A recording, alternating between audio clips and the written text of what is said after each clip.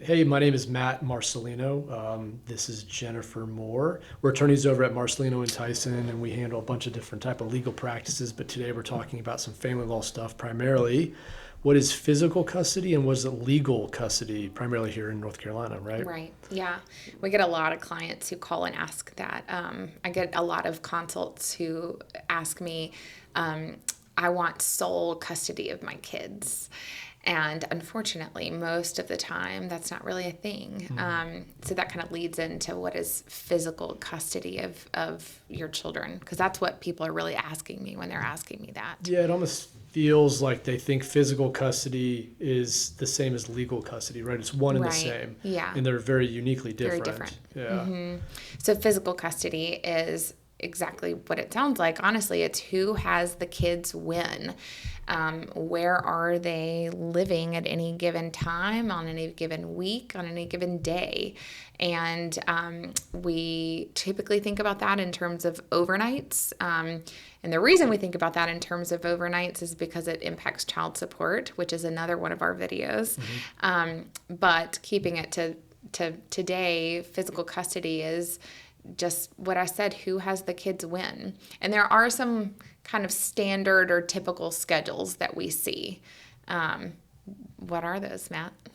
Man, so week on, week off is kind of like, in my opinion, is kind of the presumption is, right? It's like, let's start at a 50-50 arrangement. So week on, week off is the simplest one and normally rotates from Friday to Friday or Sunday to Sunday.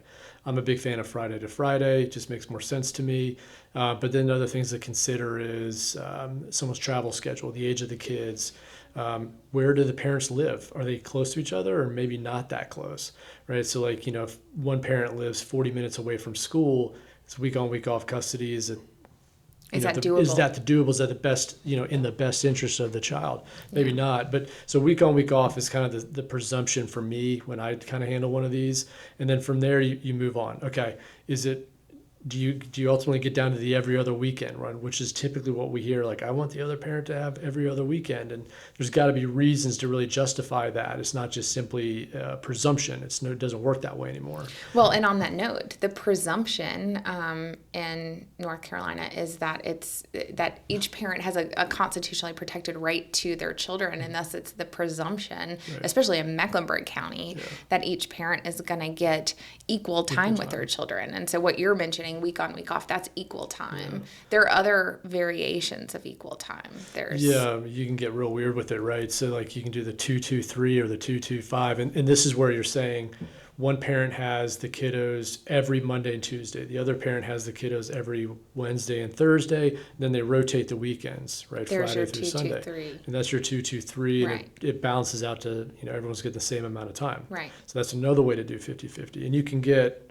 real clever with that if you want to. I like to insert like tables or a pseudo calendar to my court orders just to make sure everyone understands all the bopping around that might be going on. That's important for people to see it. I think the visual of week 1 through 4, where are the kids when? Who has time with the kids when? I think that's helpful no matter what the schedule is. But especially when you have a 2-2-3 or even a 2-2-5, which is 1 week, mom has Monday, Tuesday, dad has Wednesday, Thursday, and they alternate the weekend. And then the next week, dad has Monday, Tuesday, mom has Wednesday, Thursday, and then they alternate the weekend. So that gets even more confusing. Especially and I think for the kids. Yeah, and you mentioned the age of the kids. That really plays into what, if we're looking at an equal custody, physical custody schedule, what that is.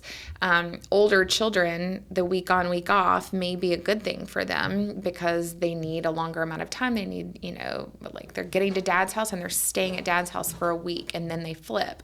But a younger child needs more interaction with both parents on a more frequent basis. And so that might be the reason for the 2-2-3, that, flipping every couple of days. So that way those young children are maintaining that attachment. Yeah. And I think like we could probably do a second video just on maybe what's the court would consider with regard to putting in place a physical custody arrangement. Yeah, right? we could.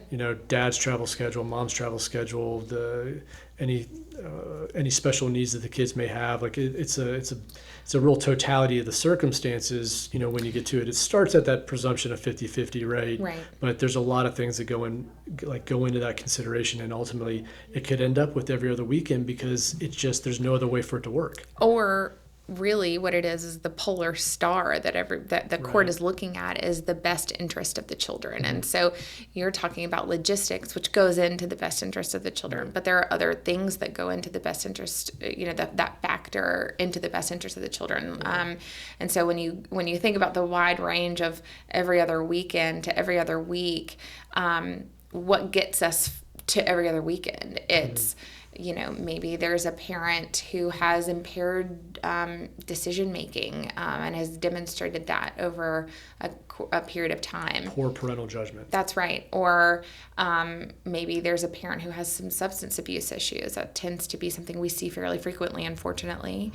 What it's not, and something that I always try to counsel people on is just because that parent didn't take on the primary parenting role during the marriage.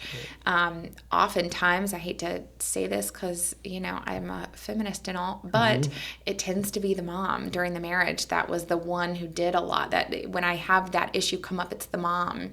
And the thing is dad could probably do it just fine. He just didn't because you did. And so helping people understand that is generally not the only reason why. In fact, it rarely is. Right. It isn't a reason why a parent, dad, or a mom should only have every other weekend because they didn't do it during the marriage. If they can, then they will. And a judge is going to give them that opportunity. And so again, we're going back to what's in the best interest of the children when we're considering a physical custody schedule. Yeah. So like when I was saying does dad travel, does mom travel, and so forth, like ultimately what I don't want to come across in this video is it's really, the court doesn't really care what mom or dad wants.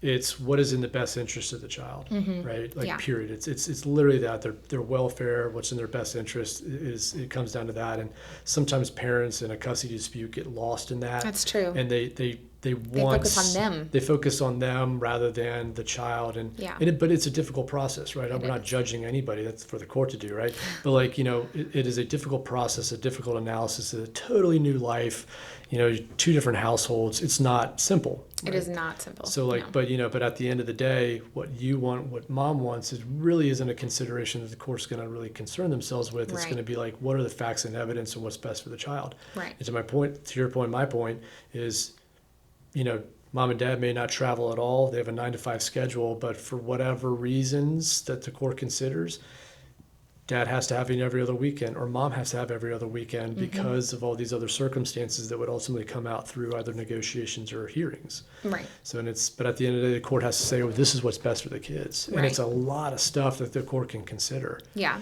So it's... so there's physical custody. Yeah, physical custody. Where does the child sleep and with whom and when, right? That's kind of the gist. And then also know that that's your regular schedule. And then we also consider holidays. And those could be kind of your major ones. It can get as granular as Nana's birthday or the parent's birthday, the kid's birthday, Martin Luther King Day, any of those things. So we look at, when we're thinking of physical custody, we look at regular parenting time, holiday, special parenting time, and then also the summer. And oftentimes what's happening during the school year may not be what happens during the summer, because the school year, you've got schedules and requirements, and then summer can be much more free. So. Yep. Yeah. I mean, and then regular custody typically is trumped by these special holidays, right? Yeah. So that's also, we get that phone call a lot, is confusion over that. This year is my year for Christmas, but it's her weekend, right? Who wins? Well, the court order or the agreement that you would sign would explain that, which is, again, the special holidays will trump the regular custody schedule. Yeah. Otherwise, what's the point in what's adding the point? it, right? Yeah. So, but that's physical custody, and there's a lot that goes into that. Yes. Okay, so now legal custody. So that is decision-making authority for the children, but for major decisions. And can we have on this screen, the flashing word, major decisions. Major ones are education, religion, medical decisions, certainly. Sometimes we lawyers will bake in things like extracurricular activities. Oh, I always put in the extracurriculars. Do you? I don't always. Yeah, because what I find happens is if the parents can't agree on soccer or basketball, then sometimes, I mean, what's the old saying? I mean, this is sad, but there's some truth to it that we see in our practice, right? If the parents actually loved their children more than they hated each other, this would be a lot simpler, right? Yeah. So you have one parent and then the other parent, they start spiting each other. I'm going to enroll him in soccer. Well, no, I'm going to enroll him in basketball. And then kid doesn't go. Kid can't go because the other parent's not taking him to soccer, and it's just it's chaos. And right. so if the parents can't get on the same page or make the right decision, then somebody has to be able to make that decision. And even in like a very good context, let's say you have a very amicable split and everyone's on the same page. Regrettably, we live in worst case scenario world, and we know that within a year or two, what might happen is somehow somebody gets remarried apart. And there's something going on, or and now you're just not on the same page anymore, right. and you have to have something that can say who's making those calls. Or just like we live in worst case scenario world, but we also live in foresee conflict world and try to prevent that. Right. And this is getting way far afield. We should maybe do a whole new video on like how we draft orders to protect people from things like this. Yeah. So note for next time. Yeah. But back to the legal custody piece. I mean, I think you're right. Like major decisions in our case law and our statute, that it kind of couches it at a certain thing, but you can, and oftentimes people do, like lawyers and consent orders or judges and rulings add in things like extracurriculars or ear piercings or hair dye or. Yeah. If it is an issue, we've seen all of it. Right. But legal custody ultimately is like either. If you have shared custody, right, then typically you're going to have shared legal custody, and you're both making the decisions jointly, right? But if that is not possible, the court doesn't think it's possible, then somebody's going to have to make that decision. So when we say legal custody and you say education or medical, right, with some caveats and some exceptions, right, but it's ultimately one of the parents is going to be making the decision on braces or private school versus public school, or which public school, right? So it's ultimately the decision making. Who has the authority to make decisions on behalf of the children with regard to major things, decisions. Right? Which are typically the education, religion, extracurricular, and then and medical. And so it can be joint legal custody where they're making those decisions jointly, and if they can't make a decision jointly, if they come to a stalemate, then there are tiebreaker provisions typically, and those can be anything from you go to mediation to try to work it out. Right. You go to arbitration and have an arbitrator. And there's a great other topic for later because I just want to delve into what an arbitration is, but I won't. But that is, how that arbitrator makes the decision. Or sometimes you have like a parenting coordinator who could make the decision. Or if it's like a medical decision and they can't come to an agreement, then the medical provider, their recommendation is what's followed, things like that. And then, of course, there could be joint legal custody, but with one parent having the final decision-making authority if the other can't agree. Yeah, that's more common than bringing in third parties, I would think. Yeah. Or at least for me it is. Yeah. Or you give one parent the final decision-making authority over education, and the other one has final decision-making authority over medical. Man, which can cause a lot of problems on its own. Right. But it happens sometimes. Yeah. Essentially one parent hijacks the other one, and it turns into, it can be difficult. Typically now, I think it's one parent is getting that final decision-making authority where needed. Right. But and then they make that decision, typically after a good faith discussion where you take into the considerations of the other parent, blah, blah, blah, blah, blah. And then you ultimately get to make the decision, right? That's the requirement. Does it always happen? That's a great way to lose final decision-making authority is to not consider the other person's opinions. Yeah. Which would be a good segue to a contempt discussion or modification down the road, right? Discussion. Yes, definitely. Yeah. So there's physical custody, who has the kids when, legal custody, major decisions on behalf of the children. So when somebody comes to us and says, I want sole custody, well, now you know that that's not really a thing. And most of the time, even if the parent is the worst parent on earth, they're going to have some custody of their children or visitation in some capacity. Yeah, So. for sure.